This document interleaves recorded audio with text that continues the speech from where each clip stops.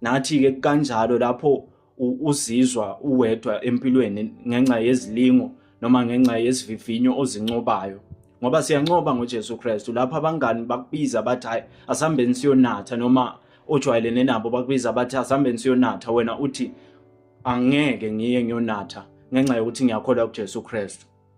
Uyancoba kanjalo. Lapho abangani bakubiza bathi asihambe siyoganga noma siyotshontsha, uthi angeke ngikwenze lokho ngenkosi uJesu. Leyo imali yamahala, maybe benizotshontsha uthola imali ube kahle, kodwa ngenxa yenkosi uJesu isivivinyo uyazincoba wena. Ngiyathemba bangcwele baNkulunkulu ukuthi siyezwa ukuthi izwi likaNkulunkulu lisinika amandla phezu kwezivivinyo.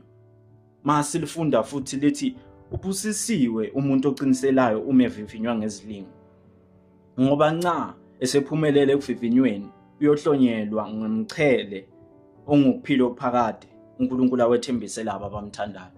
Masifunda izwi likaNkulunkulu kuMateyu 4, sithola indaba ukuthi izingelosi wathi uJesu Kristu masancobile kulezi lingo uSathane bekamnike zona, zeza zazombungaza. Nawe-ke lapho uncobo uNkulunkulu ushaya isifuba sekhaya ezulwini athi nangoko wami.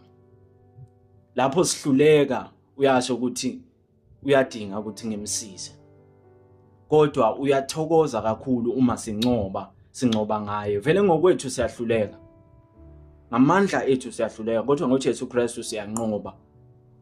Ngiyathemba bangcwele baNkulunkulu ukuthi siyezwa ukuthi izwi likaNkulunkulu lithini kulesi sikhathi. Sibusisiwe lapho sibekezela izilingo nesivivinyo sisicindezela, kodwa ngenxa kaJesu Kristu umsindisi wethu siyama phakathi bayethe kuye. Haleluya, amen.